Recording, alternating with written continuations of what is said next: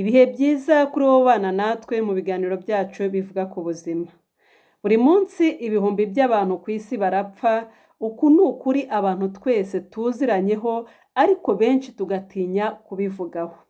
Iyo uvuze urupfu abantu benshi bagira ubwoba, abandi bagatangira kurira, mbese buri wese yibaza ko nawe ahari rutazamugeraho, nta muntu n'umwe ujya ubona ko urupfu ruzamugeraho. Wakwibaza uti urupfu rutangira ryari? Ese ruza rutunguranye? Ese rutangira buhoro buhoro? Tugiye kureba rero tunasesengure uburyo urupfu ruza mu buzima bwacu, uruhare wowe ubigiramo, ikindi kandi turareba n'uburyo bigenda gahoro gahoro kugeza umuntu ageze ku iherezo ry'ubuzima bwe. Reka duhere ku mubiri, uko umubiri ubwawo tuwuvuga. Umubiri w'umuntu ugizwe n'ibice byinshi cyane bitandukanye cyangwa se bishinzwe gukora akazi k'umubiri. Dufite umutima ushinzwe gutunganya amaraso, tukagira ibihaha bishinzwe kwinjiza umwuka, tukagira n'ubwonko bushinzwe kugenzura ibice byose by'umubiri.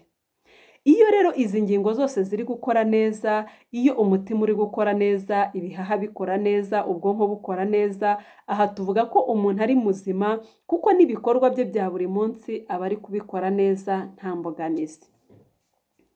Reka turebe ku ntangiriro z'indwara, arizo za ndwara rimwe na rimwe usanga zitugeza ku rupfu, rimwe na rimwe abantu ugasanga bivuza nabi nyamara bakaba bari mu nzira igana ku rupfu. Indwara ishobora gutangira buhoro buhoro ubona utumenyetso, ejo ibimenyetso bihinduka gutyo bikazageza igihe umubiri uzahara, intege zigashira. Hari indwara zimwe na zimwe turwara zatewe na virusi, hari izo turwara zatewe n'amabagiteri, hari izo turwara ziturutse ku mirire mibi, hari n'indwara turwara zatewe n'imiterere y'uturemangingo twacu, serire zacu. Hari n'izindi ndwara turwara bitewe n'imibereho tubayeho, rimwe na rimwe ugasanga umuntu ashobora no kumara imyaka myinshi atazi ko arwaye kandi ari mu marembera. Akenshi bidukunze kubivuga nk'uko mujya mubona abantu barwaye umutima, abantu barwaye kanseri, abantu barwaye za diyabete, ibimenyetso biba byaratangiye kare bikagenda biza gahoro gahoro, akazajya kubona ko yarwaye yageze ku bimenyetso bikabije. Iyo rero indwara idakuwe mu mubiri, iyo indwara itavuwe igakura igakomera, niho hahandi utangira kubona umuntu atangiye kwangirika ibice bimwe by'umubiri. Ni hahandi uzatangira kubona umutima warananiwe utagishobora gutera neza, umuntu agatangira kurwara umuvuduko w'amaraso, niho hahandi usanga ibihaha byananiwe bitakiri kwinjiza umwuka neza, umuntu agatangira gucika intege, niho hahandi usanga ubwonko bwatangiye gutakaza ubushobozi bwo gukora ibikorwa by'umubiri, umuntu agatangira kumererwa nabi, umuntu agatangira gucika intege. Muri icyo gihe rero niho usanga nyine umubiri utangiye kwangirika, ibikorwa byawe bikagenda bigabanuka, aho tuvuga ko umuntu yegereje igihe cy'imperuka. Icyo gihe cy'imperuka rero tukivuga gute? Ese biba byagenze gute? Ni ukuvuga ngo mu ndwara zikomeye cyane, cya gihe umuntu arwaye indwara zikomeye cyane, igihe abaganga bari kubona ibimenyetso byerekana ko umubiri wawe utagifite intege, umubiri wawe utakiri gukora neza, umubiri utakiri gukora bya bindi wakoraga, ahangaha niho usanga umuntu aba ashobora kumara igihe kinini asinziriye, igihe kinini ari muri koma, atavuga, ataganira n'abantu kwa kundi bisanzwe. Hari n'umuntu ushobora kumara icyo gihe nyine kubw'ibibazo by'umubiri, akazongera akanazanzamuka, agakira, akabaho. Ariko iyo bigeze ku rugero rw'uko bya bice byose by'umubiri, bya bice by'ingenzi wari ufite byangirika mu buryo bitagishoboye gusanwa, mu buryo bitagishoboye kugarurwa, ni hahandi ubwonko uburyo bwangiritsemo bitagishoboye kugarurwa ngo bwongere bugire ubuzima, ni hahandi ibihaha byangiritse ku buryo batazongera kubigarura ngo byongere bikore neza, bibyakire umwuka neza. Aho ngaho rero niho dutangira kuvuga ko umuntu ari gusatira urupfu, umuntu ari kugera ku marembera. Abaganga rero bemeza ko umuntu yapfuye, cyangwa se mu buvuzi bemeza ko umuntu yapfuye igihe bya bikorwa by'ingenzi by'umubiri bimwe nababwiye bitakiri gukora byahagaze.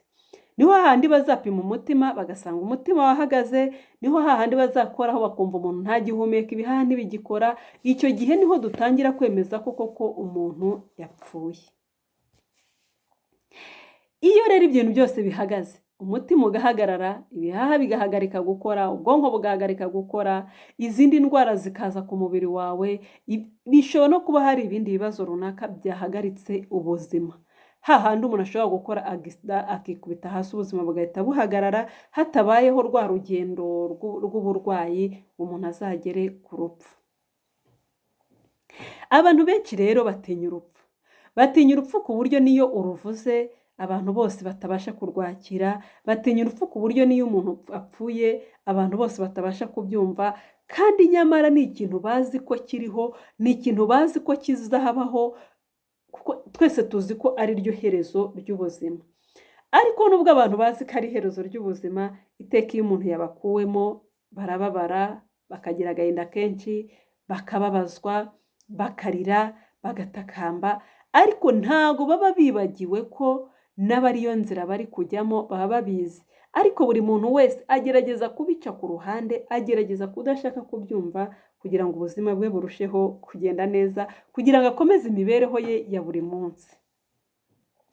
Nibyo koko ndabizi abantu twese dutinya urupfu, ariko nubwo urupfu ruriho, urupfu rukaba ari iherezo ry'ubuzima, ntago bisobanuye ko tutagomba kwirinda indwara, ntago bisobanuye ko umuntu atagomba gukora ibyo agomba gukora ku bijyanye n'ubuzima bwe, nyine agategereza igihe ruzazira.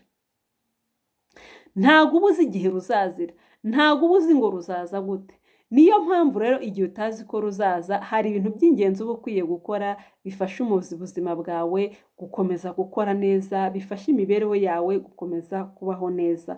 Aho muri ibyo bintu dusangamo ko umuntu agomba gukomeza gufata ibyo kurya byujuje intungamubiri, umuntu agakomeza gukora imyitozo ngororamubiri, umuntu agakomeza kwisuzumisha kenshi ngo arebe ko nta burwayi arwaye, umuntu agakomeza kwirinda ibyago byatuma ubuzima bwe bugenda neza, umuntu agakomeza kwirinda inzira zose zatuma ubuzima bwe bujya mu kangaratete.